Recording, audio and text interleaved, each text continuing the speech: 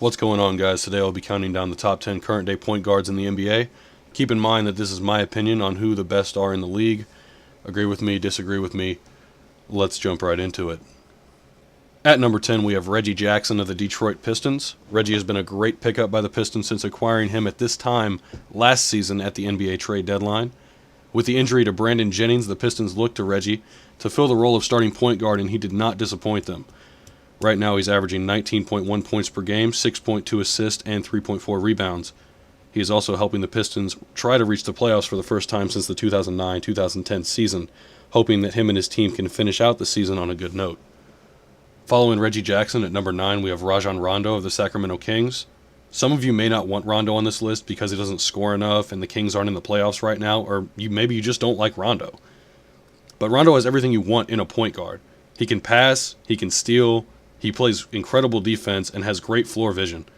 He's currently averaging 12 points per game, 12 assists per game, 6.3 rebounds, and almost 2 steals. Maybe him and the rest of the Kings, such as DeMarcus and Rudy Gay, have what it takes to make a push for the playoffs and steal that 8 seed away from someone else. Next up, we have Isaiah Thomas of the Boston Celtics. Isaiah was a part of that huge 4-team trade last year between the Suns, Heat, Celtics, and 76ers, which ultimately ended up with Thomas heading to Boston. Thomas made his first ever All-Star game over the weekend and has the Celtics sitting at 3rd place in the Eastern Conference, right behind the Raptors and Cavaliers.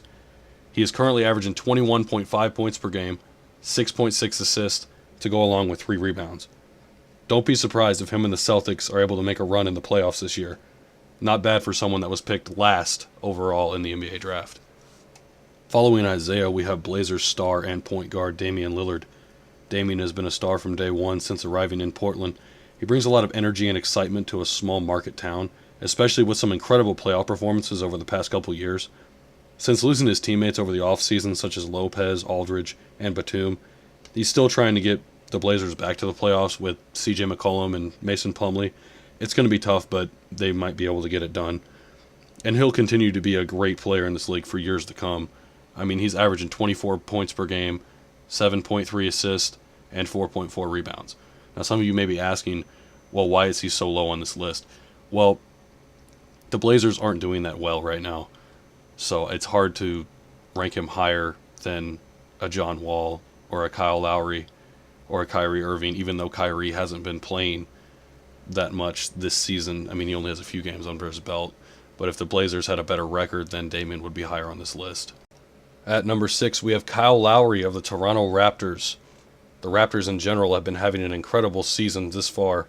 Hopefully they can make it out of the first round of the playoffs this time. But Kyle's been a huge part of that success to go along with DeMar DeRozan, arguably the best backcourt in the NBA next to Steph Curry and Klay Thompson. But Kyle is not only a great leader of his team and a great point guard, he has incredible floor vision and knows how to control the pace of the game, which is something that he hasn't been able to do for a while. He lost some weight over the offseason, and it's showing in his game. Expect nothing but great things from him for the rest of the season. At number 5, we have Kyrie Irving of the Cleveland Cavaliers.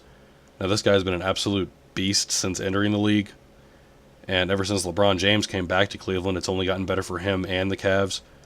Now, Kyrie did suffer a leg injury in last year's NBA Finals, and he just recently returned to action for them about 3 or 4 weeks ago, but he's still putting up good numbers. Almost 21 points per game, 4.5 assists, and 3.1 rebounds. Now, they could be a little bit better, but remember, he's getting back into the swing of things, and his numbers aren't going to be what they were from last year. But this guy is still a beast, still a great point guard, and I expect him and the Cavs to, at the very minimum, Eastern Conference Finals, and I don't see any other reason why they shouldn't be there. Maybe this is the year that Uncle Drew and King James win a ring. Coming in at number 4 is none other than John Wall. Now, John Wall averages 20 points per game, 9.9, let's call it 10 assists per game, and then 4.5 rebounds. Now, John not only is a great point guard and player, but he brings so much energy to the game of basketball whenever he steps out onto the court and makes his teammates play better. Now, the combination of him and Bradley Beal could arguably be one of the better backcourts in the NBA. Maybe even number 1, arguably, against Steph Curry and Klay Thompson. Now, the Wizards are struggling a little bit right now, sitting just outside the playoffs in the Eastern Conference, but I did just get an update that Markieff Morris has been traded to the Wizards for a first-round pick, so that should help them out in the small forward and power forward department, and maybe give John Wall one more option other than Bradley Beal to someone that can score the basketball and not be afraid to shoot the three, and maybe someone you can get the ball to other than him in clutch situations. So maybe the Wizards have what it takes to get that extra push into the playoffs now after acquiring him. At number 3, we have none other than Los Angeles Clippers point guard Chris Paul. Now, Chris Paul and his team are coming off of last season's defeat to the Houston Rockets after being up 3-1 in the second round, not making it to the Western Conference Finals after having an incredible 7-game series with the San Antonio Spurs in the first round. Everyone thought that if they made it to the Western Conference Finals, they could give Golden State a run for their money and maybe even make it to the finals to play LeBron James and company and the Cleveland Cavaliers. But so far this season, Chris is having a pretty decent season compared to his career numbers. But, I mean, compared to other point guards in the league, he's having a phenomenal year, especially with Blake Griffin being injured after that incident with his equipment manager. I still think that Chris Paul and the Clippers have a chance to get to the Western Conference Finals if they can somehow get past teams like the Thunder, the Spurs, and the Warriors, if they can find that extra piece before the trade deadline is over, but I don't think that that's going to happen. So I do believe that they'll lose either in the first or second round again this season, but don't let that take away from Chris Paul's ability to play the point guard position. He is still an amazing player, and that's why he's number 3 on this list. Now, coming in at number 2 is Stephen Curry. Now, some of you might be a little disappointed or upset with me for putting him at number 2, but this list is the top 10 point guards. I think Steph is the best shooter in the league right now. Now, if he was playing shooting guard, there'd be no question, hands down, number 1.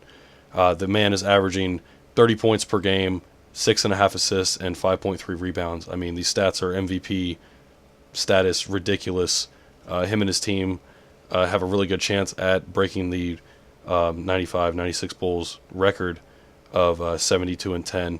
I think there's a good chance of that, but it also helps when you have shooters like Klay Thompson and defenders like Draymond Green that can also shoot, and seasoned veterans like Andre Iguodala and Harrison Barnes that can also step up, and Andrew Bogut and Festus Ezeli have been having a really nice season as well.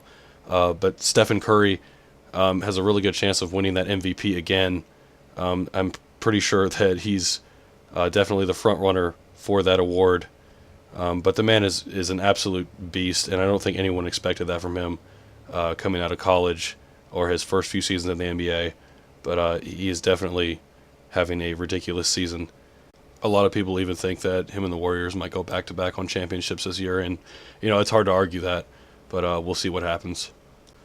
And finally, coming in at number 1 in the countdown is Russell Westbrook.